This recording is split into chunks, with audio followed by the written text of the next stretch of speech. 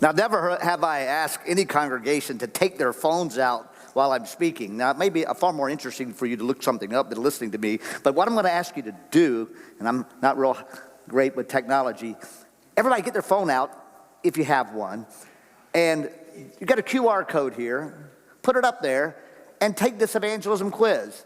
It only takes 3 minutes, and it just kind of shows us where we are, all of us are on our journey in this world of evangelism and trying to share the gospel of Jesus Christ. So you don't have to take the quiz right now, but you'll have it. If you're really bored of the message, go ahead and take the quiz while I'm speaking, okay?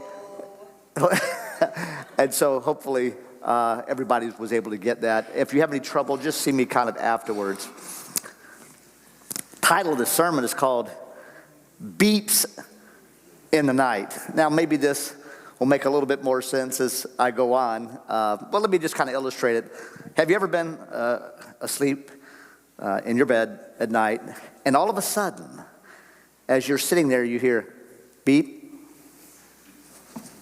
So I think I heard something. Maybe about 2 or 3 minutes later, beep. You're thinking, wait a minute, this smoke alarm. But I can't figure out which one it is. Don't you? That's so frustrating. Beep.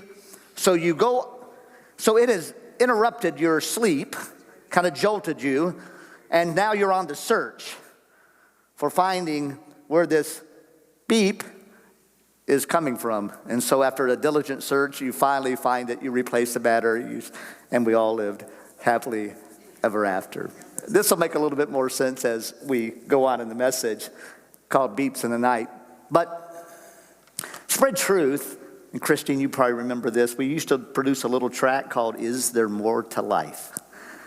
A question that I think everybody probably sometime in their life thinks about. Especially if you're a person that thinks, listen, if I can just get this, then I'll finally be fulfilled, I'll be satisfied. But when you get it, it doesn't satisfy. And when you get what you think is utopia and that doesn't satisfy, real discouragement and depression sets in. So today is Super Bowl Sunday, right? So Tom Brady, after winning 7 Super Bowls, said this. He's on 60 Minutes. And he's just 27 years old, being interviewed, and said,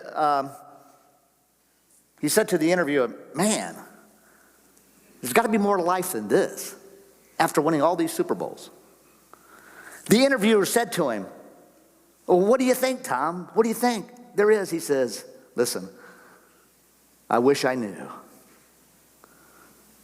I wish I knew. Is there more to life?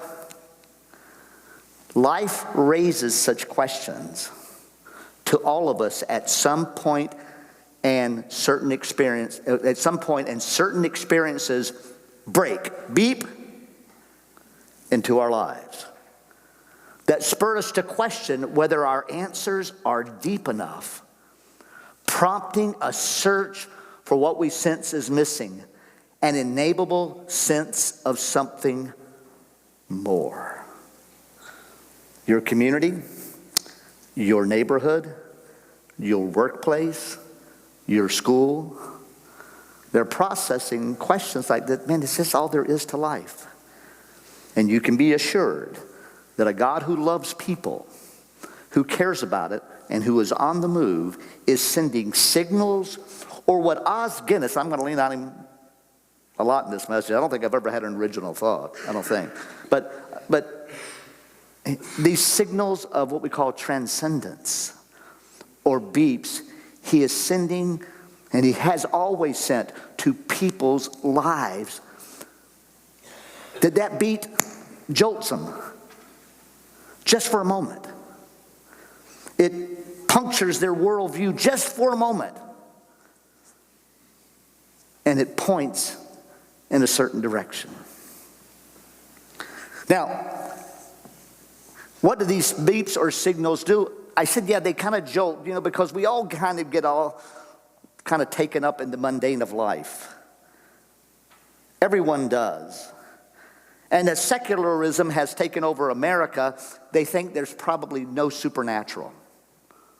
And so they live 9 to 5. Nothing exists outside the 5 senses. And so they're just kind of caught up in just life. Then all of a sudden, something happens. Beep, a signal comes that jolts them for a moment. They think, maybe what I've believed thus far, maybe my worldview thus far, maybe it's not valid, and it then points to something. Hey, not long ago, you're watching Monday Night Football. I think it's Monday Night Football. Maybe it was Sunday Night Football. Cincinnati Stadium. And all of a sudden, Damar Hamlin, the cornerback of the Buffalo Bills, boom, drops on the ground. Silence in the stadium. What are people doing on the sidelines? They're gathering to do what? They're gathering to pray. Beep. Announcers on the TV, sports announcers, are taking time. This has never happened I've ever seen. They took time to pray on the air for Damar Hamlin. At that moment, football didn't seem that important, did it? At that moment, you understood that life is brief. That we're not necessarily guaranteed tomorrow. And throughout the football world, everybody paused for a moment. They were jolted for a moment. A signal came that life is brief.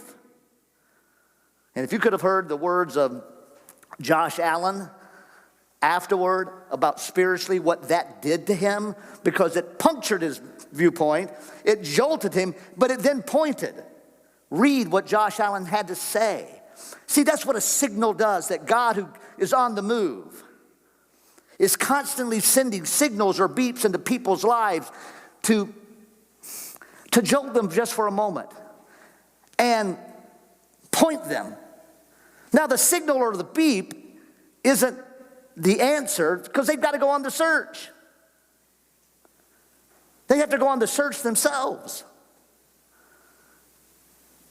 You've probably had it happen to you if you look back and go, oh yeah, I wonder, that happened, or oh, why did this happen and this happen? So God that cares and is loves, who's got the very hairs of your head numbered, who cares about the world, is sending signals or beeps into people's lives to hopefully that it will jolt them, it will point them in the right direction, and then they would become a seeker. Now, not everybody does that. Some people, these signals have come, and guess what? They've just missed them completely. They've paid no attention. They're just involved in life. And doesn't matter. For some people, boom, it hits them. And it's not till years later that they actually become a seeker.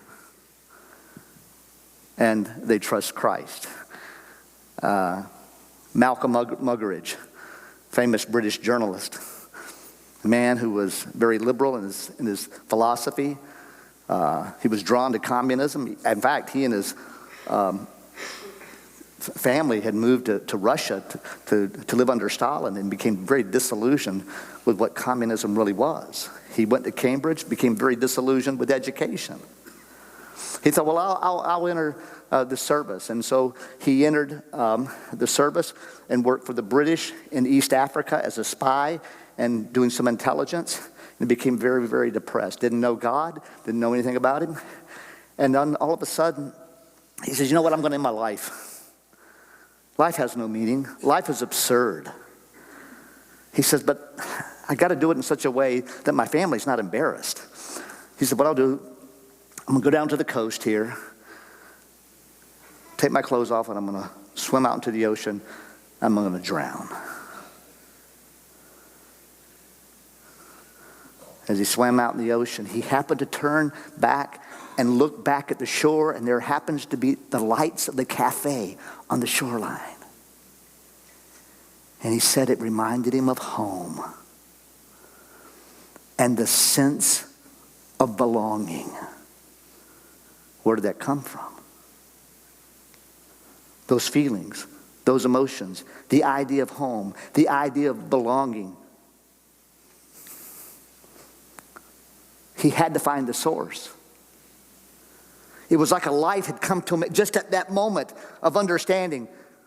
And in time, years later, he ended up following, but he ties it back to that experience, that moment when something happened. Signals or beeps in the night come in just a variety of ways. They can be things sometimes that are absolutely beautiful. Going down to Florida on vacation sometimes, wherever you may be going, and you go out there at sunset or maybe at sunrise, you see people, what they're often doing is taking pictures there of the sunset or the sunrise in a moment of beauty. It can happen that maybe there's something more here than what I'm realizing. Beeps can come through beauty.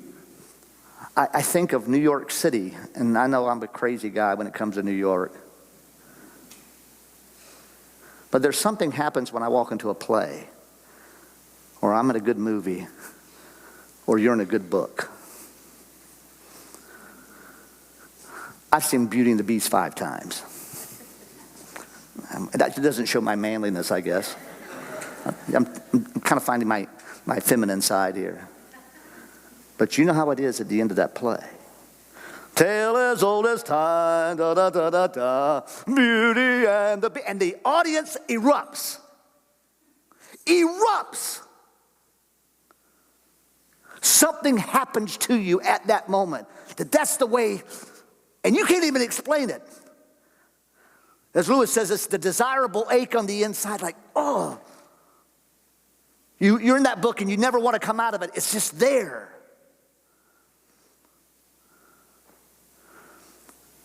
Lewis says,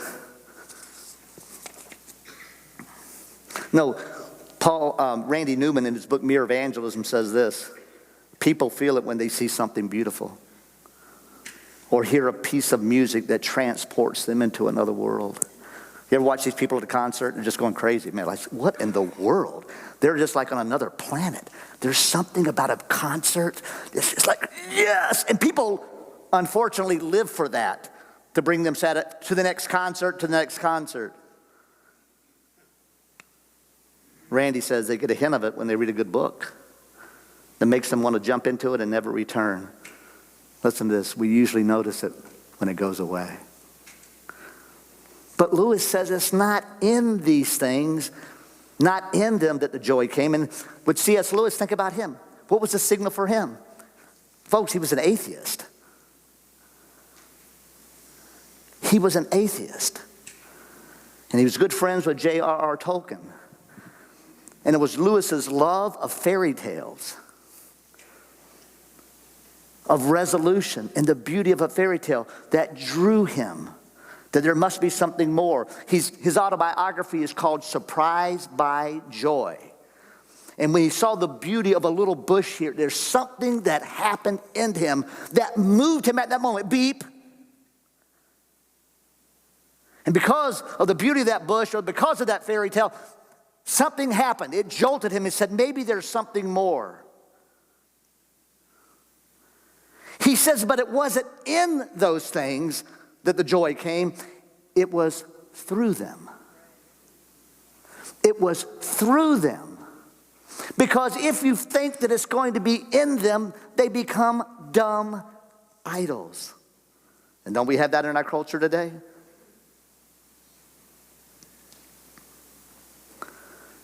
And so signals or beeps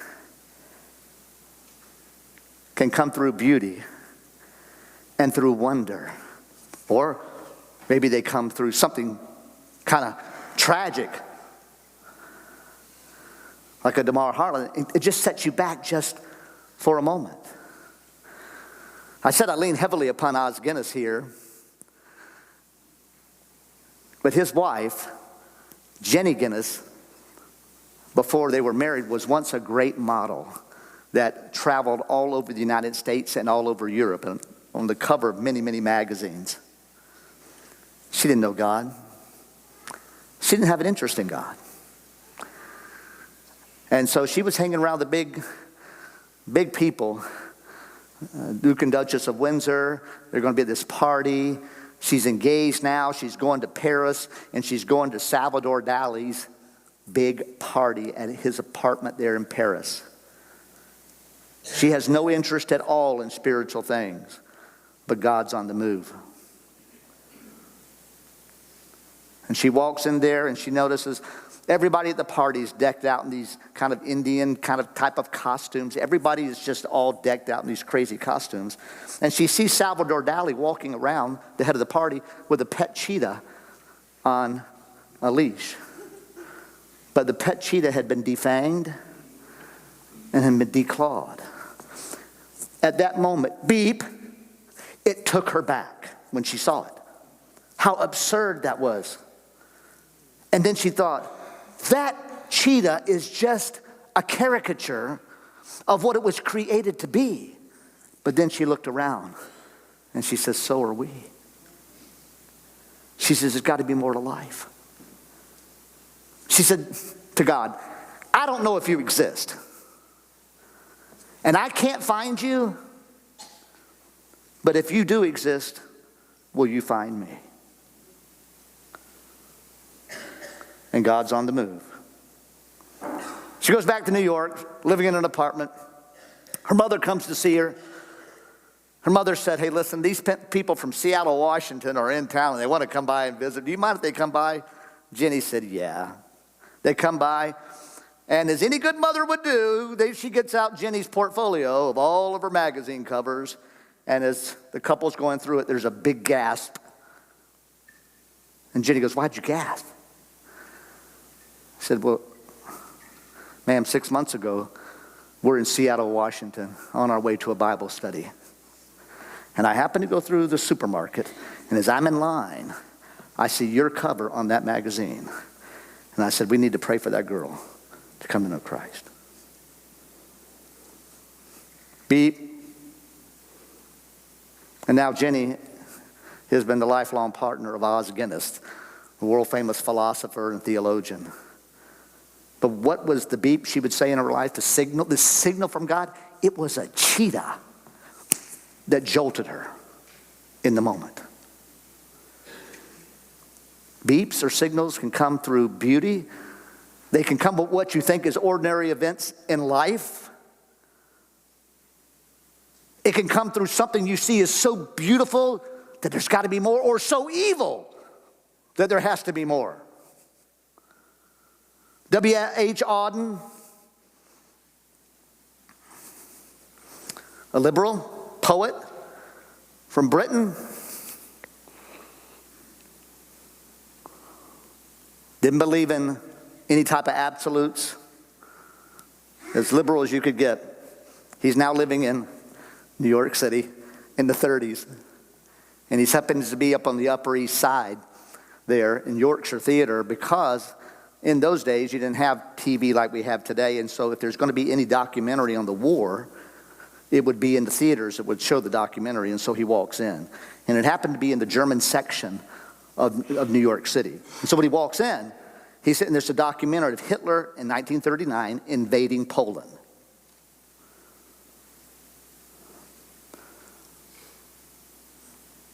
And as they were bayoneting women and children, the people in that audience were standing up going, yeah, get them. And W.H. Auden was appalled. And though he believed in no absolutes at that point, you can do whatever you want to, he knew that there had to be some type of unconditional absolute that could say that what Hitler was doing was absolutely evil. And he walked in out of that theater and ran smack into Jesus. The beep can come through beauty. It can come through evil. It can come through in a variety of different normal, ordinary stuff. But God is constantly, because he cares, and because he's not very far away from people, he's constantly sending signals that many times they may miss. You know why we miss them? Maybe you miss them, maybe I miss them, maybe the world, because they're distracted. It's just distracted with life. Just going through the normal routines.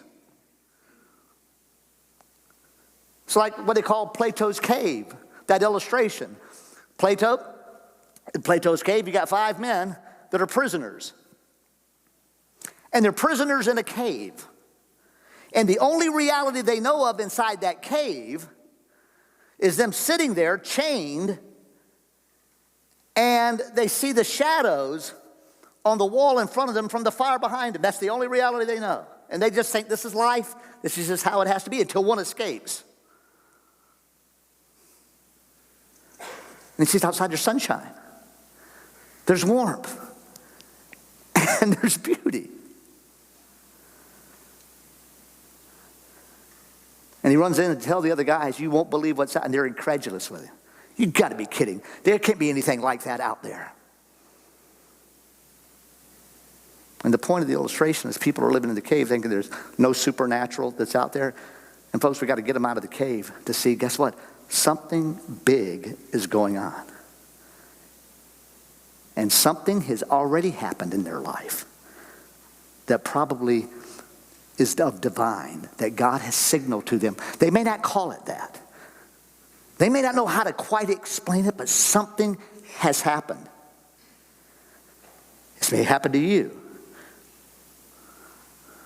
And so we then have the responsibility then to come alongside these people to show where that signal or beep is pointing to and take them there.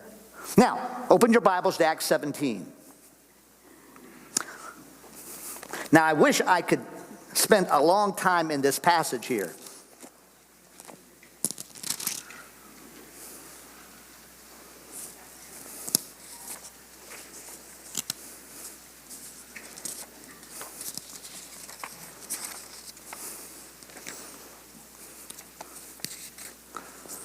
In Acts 17, the Apostle Paul is by himself. He has left his missionary buddies, and he's in a big city by himself, and the city is full of idols. In fact, they said in Athens at this time, there happened to be probably more idols than there actually were people. It was filled with idols. The Apostle Paul walks in there, and the Bible says that he first went into the synagogue, but then he walked into the marketplace, which would be called the Agora, and he talked to whomever happened to be there. Hey, that is just an invitation to go to New York City.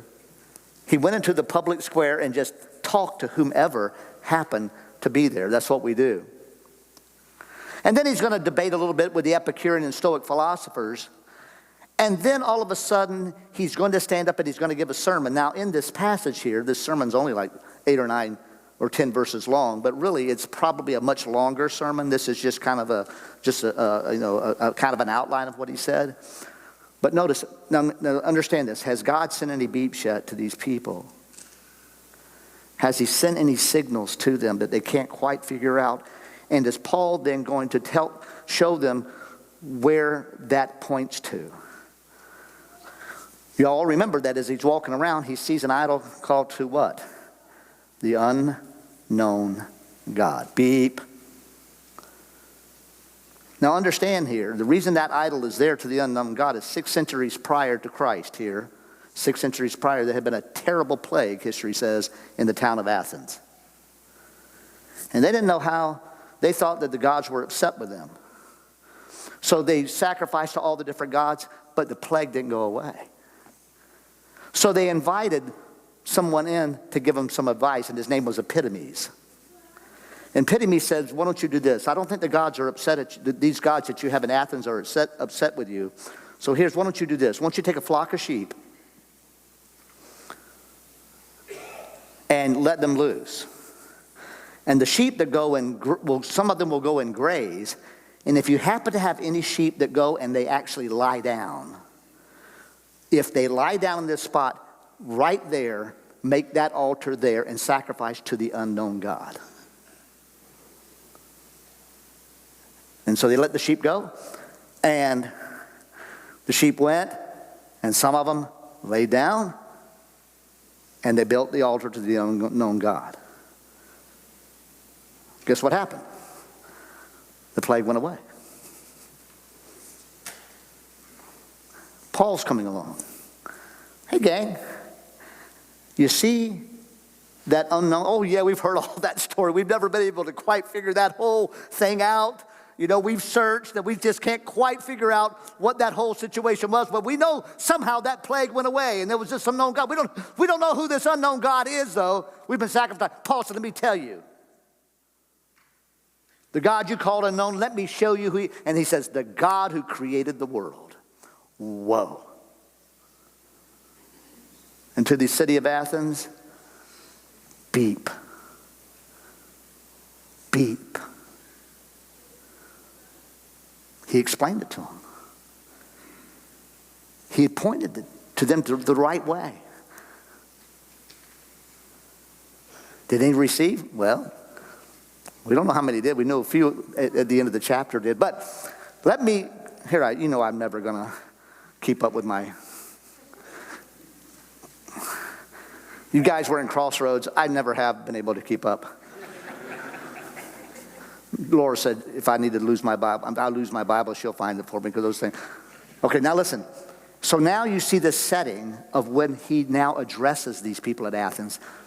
He says, from one man, Adam, he has made every nationality. I love that. Every tongue, tribe, and nation of the last days, in their own ethnicity, we will all be together. To live over the whole earth, and has determined the appointed times and boundaries of where they live. He says, Athenians, understand the reason you're living at Athens at this time and in this particular country, in this particular city, is because God has ordained it. He's sovereign over that. So think about your neighborhood. And there's Joe over there. He's from here. There's these people that are from here, and I guess they moved in last week. Understand that God has sovereignly placed every single person in the place they're supposed to be. They may think I'm just here by my own initiative. God's sovereign. He says to the people of Athens, he has determined of the place and time of where you are to live. Now, why would he do that? Because he's on the move. He did this so that they might seek God. And perhaps reach out and find him, beep.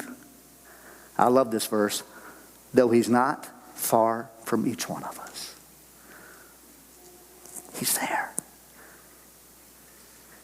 You often think, well, man, I've just got to. My dad used to say this when going to New York City. He said, Jerry, when you go share the gospel, just be assured Jesus has already been there in their life before you ever got there. We think we got to do the gospel dump. It's all on me. These people have never heard, and I got to give them everything, and we're dumping the whole gospel. I'm not saying sometimes you shouldn't do it, but I'm just going to tell you, he's already been there in that person's life. He's doing something. Maybe they're not cognizant as much as they should. Maybe they've been living in the cave and they haven't been open to it. But he's been doing something to try to catch their attention. He's sending signals and beeps, and that's to your neighborhood. He's sending them. They're there. He's already been there in your neighbor's lives. And the reason that they're living there so they could seek God, and the reason you're living in that neighborhood. Okay, let's everybody get on your front porch right now. Your front porch, look around. Look at your neighbors. You may live in the country, so it doesn't apply. But look at your neighborhood. Why are they there? Because God has determined that they should live there so they could seek God and possibly find him, because he's not very far away. Then how are they going to be able to hear? He's placed you there. He's placed me there. Man, I've got opportunities. 30 to 40% of my new neighborhood are Hindus. We absolutely love being around internationals. There's very few people like us in our neighborhood there. We love that opportunity. Why are they there? Why is Nassar 2 doors down, the Muslim who's my best neighbor? Why is he living there? And why are they? Because God has determined it, that they should seek him and possibly find him, and he's just not very far away. So I'll use Jerry and Jeannie, maybe I'll use some signals, some beeps that are behind the scenes, maybe something beautiful they see, maybe a tragedy they see on TV, maybe one like this that we all missed. Remember what happened 3 years ago, worldwide? What was it? Pandemic. Beep. And what happened? Death was brought close to everybody. You turned your TV on, 300 people died today, 500 people died today, 800 people died today. Everybody was thinking about death, and we usually keep that as far away as we can in our mind. We just keep it away. Now we had to think about it. You thought that when your aunt went into the hospital with the virus, that I can't go see her now because they won't let you in, and she may never come home. And I bet every single one of you have had people that, during that COVID virus, that you knew, that passed away. It was brought real close to us. And what were we Christians doing? Look at, man, this is what an opportunity to point them in the right direction. Man, we were so stinking consumed with masks and not taking vaccines. And all, we got caught up in all the issues. And it was a loud signal, a loud beep, where God was bringing to people's mind that life is brief. And I'm not saying you did. I'm just saying Christians in general, from what I was able to perceive, we got caught up in a whole lot of things, and God was sending a worldwide signal, and we missed it. God's on the move. He's not very far from anybody. He'll use signals, he'll use beeps, he'll do everything. But he's out to reach people with the good news. I'm going to close here.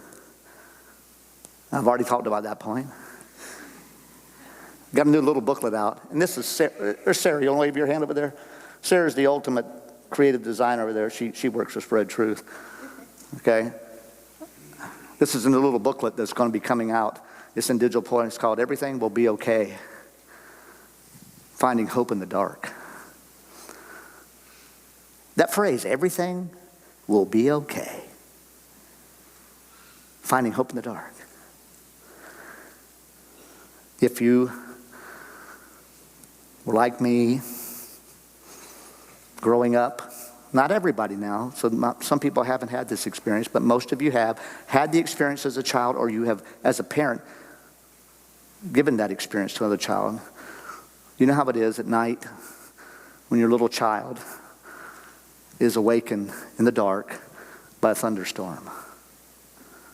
My wife, Jeannie, I'll say used to be terrified of thunderstorms. She still may be. She'd run into bed, and her parents would say, Jeannie, cheer up, you saints of God. There's nothing to worry about. Nothing to make you feel afraid, nothing to make you doubt. Remember, Jesus never fails, so why not trust him and shout? You'll be sorry you worried it all tomorrow morning.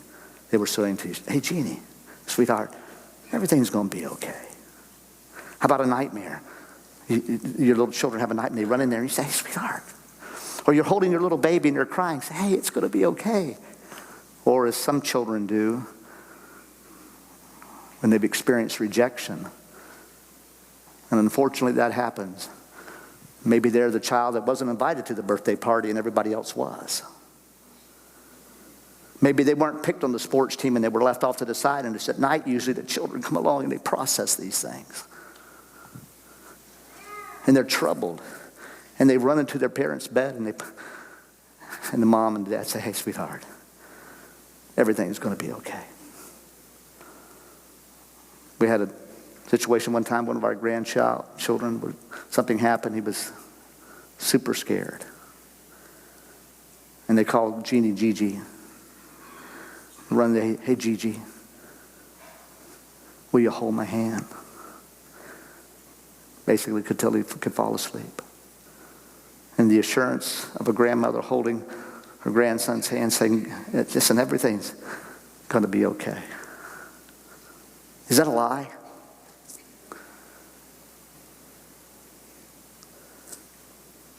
I mean,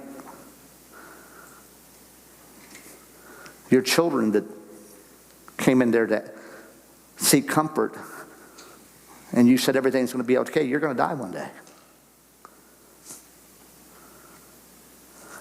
They're going to die one day. Life's going to get tough if you haven't realized that. Life is brutal sometimes. What do you mean? Is this a lovable, as Guinness says, a lovable lie that we give just to kind of just for the moment for some stability and comfort? Or is it a beep that has been since the beginning of time with parents? I don't care if you lived in the cave in 400 BC or you live in a condominium in Los Angeles. That is echoed to children and grandchildren, or an older brother when the marriage is not good, to a younger sibling as they are hiding in the closet because parents are arguing. Hey, Sally, everything's going to be okay. Is it a lie? But if everybody says that and it comes from the heart, is there something more to this? Is it pointing to a reality that actually does exist?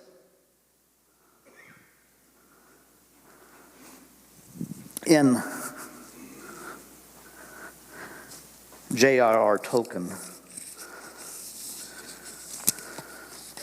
The Lord of the Rings, writer Jennifer Bratton says this, writes about the Lord of the Rings and states, at the end of the Return of the King, after the ring is destroyed at Mount Doom, Sam Gamgee wakes up surprised to be alive and surprised that Gandalf is also alive.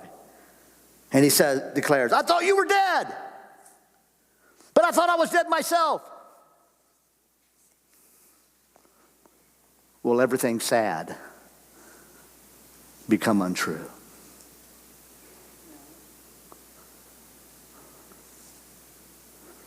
In this book, she says, Tim Keller writes in The Reason for God, quote, the answer of Christianity to that question is that yes, everything sad is going to come untrue.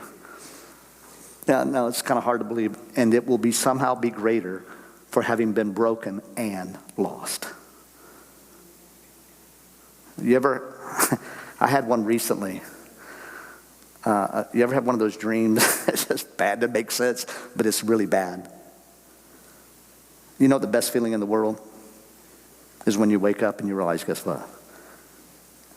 It takes you a while to kind of get oriented, but that wasn't true. But it seems so true. I mean, if you had one that your wife died, you probably think, man, I love her more now because, man, it's not true. The wonderful feeling when you wake up to the dream that the dream wasn't true.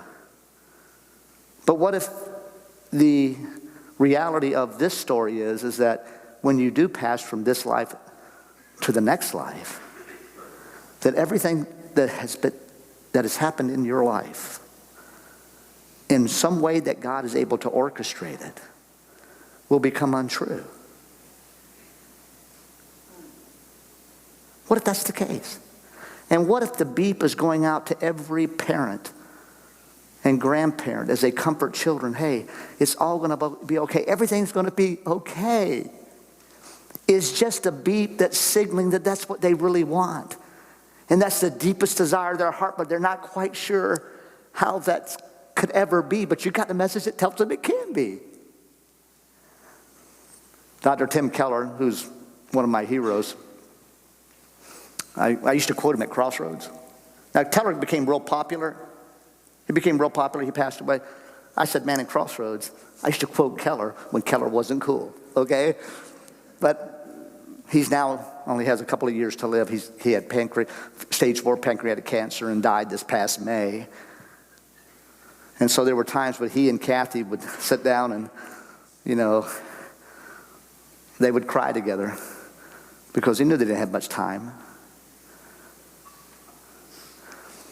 But Russell Moore was interviewing him. He said, hey, listen, people who have fears and anxieties, could you address them to give them some words of comfort? He said, listen, let me just tell you this. He said, if Jesus really rose from the dead, if he really got out of that grave and was seen by hundreds of people, if he really did do that, he said, listen, let me tell you, everything is going to be okay. And if you're facing conflict and turmoil, just understand, if he really did, guess what? It's going to be okay.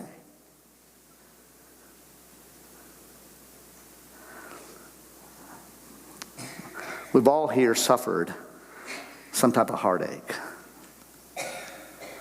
All of you have. Everybody in this audience has suffered some type of disappointment that didn't work out the way you thought it would work out. Some in here just feel continual guilt on decisions that you've made in the past, and it seems to haunt you. We've all had probably moments of embarrassment, like I did something really stupid, or my kids, I can't believe they did something like that. Can't we all say we've all been there?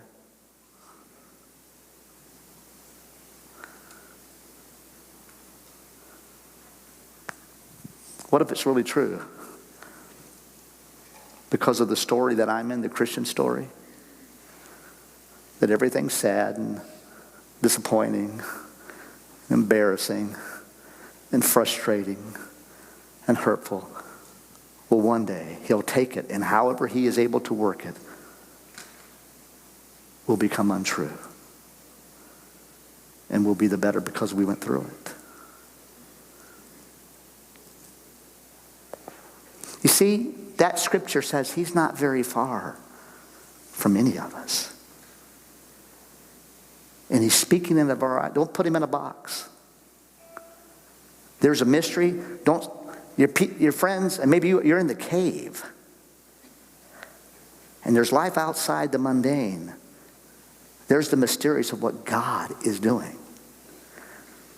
You used to wring your hands. Hey, listen, man, these people have never heard the gospel. Man, we got to get, and I agree, we got to share the gospel. How about in the Bonduca circles, a person who's never heard? Oh, no, guess what? God can do whatever he wants to do to get their attention. Because he's not very far away from us. So what's our responsibility? Well, let me just share this with you. There were some shepherds in the night, in the dark. And all of a sudden, there was a big beep. An angel appears. In that same region, shepherds were staying out in the fields and keeping watch at night over the flock. And then an angel of the Lord appeared before them, and the glory of the Lord shone round about them, and they were just terrified. But the angel said to them, "Don't be afraid. For look, I proclaim to you the good news of great joy that will be for all people." What a beep. But you know what they had to do? They had to go into Bethlehem. They had to go on the search to find him. They could have just stayed there. It, I think, punctured their worldview at the moment. And it definitely pointed in the right directions, but those shepherds had to go. And they found and saw the Messiah. You know, that message is saying what? Everything's going to be okay. What's our responsibility? As Oz says, our privilege as Christians by our lives as well as our words are to help people to hear, to listen, and to understand these signals, and to help them follow to where they lead. I shared yesterday, Isaiah's sitting in Washington Square Park. None of our team members know him. He's just sitting there contemplating different things, that trying to process if God's real or what he's doing. And all of a sudden, Jeannie and a lady walk by, and we've added a question to our survey along the means of, hey, listen, have you ever sensed something that's kind of divine? You really can't explain, but something's happening to your life? In a sense, some type of signal. The guy goes, yeah, just now. They go, what do you mean? Well, I was just asking God if you existed or something to that effect. And then you came up. And Isaiah trusted Christ. That was an immediate signal and an immediate follow. Doesn't always work that way. We just want to encourage you. There'll be a day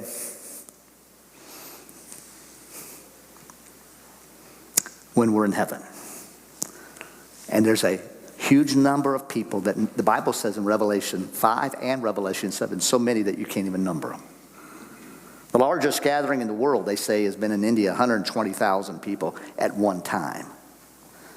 This gathering here is more than anybody you could ever number. And it's diverse. It's an international crowd. The people from every tongue, tribe, and nation are going to be there.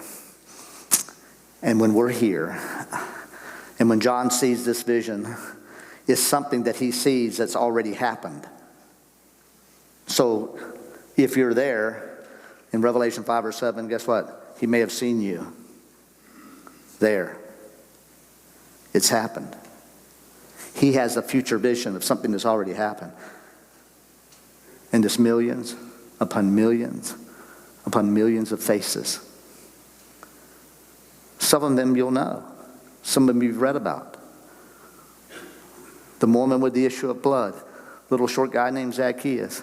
The woman at the well. Oh yeah, I heard about you. Millions of faces are going to be there. And when we're there, I can assure you, everything is going to be okay.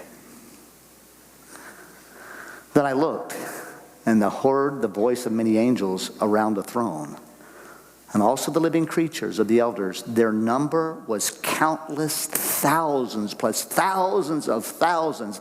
And they said in a loud voice, "Worthy is the Lamb who was slaughtered to receive power and riches and wisdom and strength, honor, glory, and blessing." And after this I looked, and there was a vast multitude from every nation, tribe, people, and language.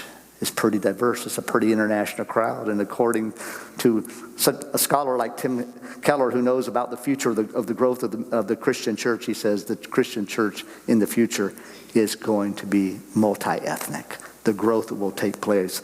And guess what? There'll be people in their own ethnicity there with us, which no one could number, standing before the throne and before the Lamb. They were clothed in white robes with palm branches in their hands, and they cried out in a little voice, "Salvation belongs to our God, who is seated on the throne, and to the Lamb." As they get ready to come up now and sing a song, I think about heaven, I just want to encourage you, first of all, no matter what all of us have been through, it's in this story. The words that you have echoed to your children, everything's going to be okay. The reality of that exists. There's no other story that you can claim that. And I trust maybe that'll help you in conversations with people, because we've all been a part of conversations or experiences where we've been comforted by the words. And by the way, let me just say this. You know the little children that run into their parents for comfort? You know what?